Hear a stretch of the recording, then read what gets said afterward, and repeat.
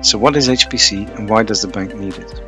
HPC stands for High Performance Computing and is used for front office pricing, calculating credit risk, market risk, and a variety of other use cases. For example, for one of the American options on the bank's trading book, it currently takes 20 minutes to calculate a set of daily credit risk measures on a pretty high-spec 16V CPU and 128GB RAM virtual machine. This is just for one trade, but the bank's trading book contains hundreds of thousands of trades and they need to be revalued on a daily basis within a 3-hour overnight window. The bank expects that just for credit risk it will need to price 800,000 trades in the context of 2048 scenarios with 136 time steps, which equates to a total of 222 billion overnight pricing calculations. If you ran these calculations on a single computer, and even if that computer was the fastest in the world, it could still take days, weeks, months, or even years to get all the necessary processing done. This is where the application of HPC comes to the rescue. By running these calculations in parallel on a distributed processing farm of computers, the elapsed time to complete them can be dramatically reduced so it fits within the timelines required by the business. In 2019, the bank had approximately 70,000 HPC cores on premise. In the same year, GFT did a survey on the use of HPC in 21 investment banks. One of the questions we asked is how many HPC cores do you currently have and how many do you think you will need in 1, 3 and 5 years time? What was clear from the survey was that all of the banks expected to need many more HPC cores in the future, with some of them even forecasting exponential growth due to the introduction of the FRTB regulation. So problem number one is how do you cater for this growth? One way to support this is to expand your on-premise grid, but this is a significant undertaking. You need to identify the most cost-effective hardware for the task and you need to purchase it, which ties up a lot of capital. There may be a long lead time before you get the hardware. Once you get the hardware, you need to install, rack, patch and test it. Given the amount of hardware, the effort involved is non-trivial. What's more, existing data centers are typically close to being physically full or they have run out of power and cooling capacity. Once the hardware is up and running, you need a significant hardware team to keep it going. And after 3 to 5 years, you go back to step 1 and do it all over again, because by then the hardware will need to be replaced. Problem number 2 is the existing on-premise grid capacity is typically not fully used. This is because most HPC capacity in finance is needed overnight.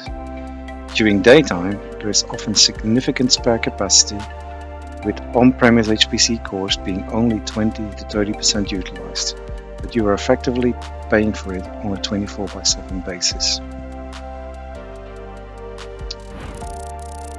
And this is why HPC is the perfect use case for cloud migration. The bank has solved the first problem by migrating its HPC capacity to GCP. GCP has incredible scale-out capacity, allowing the bank to easily provision 3 to 4 times the number of HPC cores it had on premise in 2019. The bank has also solved the second problem by moving most of its HPC cores to GCP, because it is now able to turn them on and off on demand. This means that the bank only pays for HPC capacity when it really needs it. It also enables the bank to speed up its critical workloads by provisioning larger grids, getting results to the business faster. And it also creates room in the daily schedule to perform additional analysis of the results or rerun workloads that had a problem. To accelerate the migration of the bank's HPC workloads to GCP, Google and TIBCO engaged GFT to design and build a grid server acceleration framework, which has now been successfully rolled out for the front office fixed income, foreign exchange and equity derivatives grids used to calculate the bank's value at risk numbers. The bank's own analysis showed that migrating the equity derivatives grid to GCP saved 50% compared to building the extra capacity needed on premise.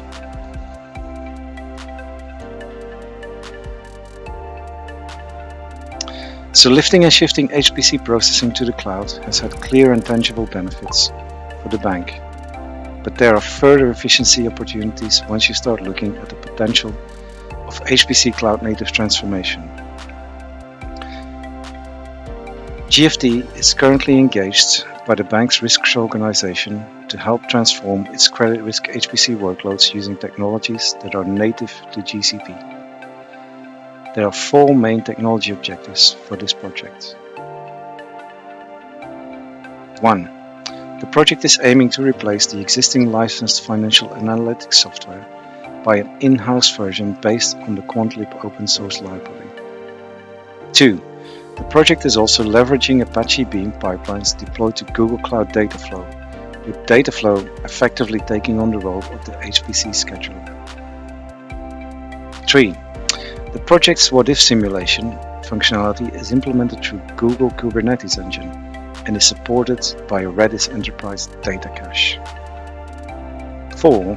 All code can now be deployed to Linux, whereas before there was a hard dependency on the Windows operating system.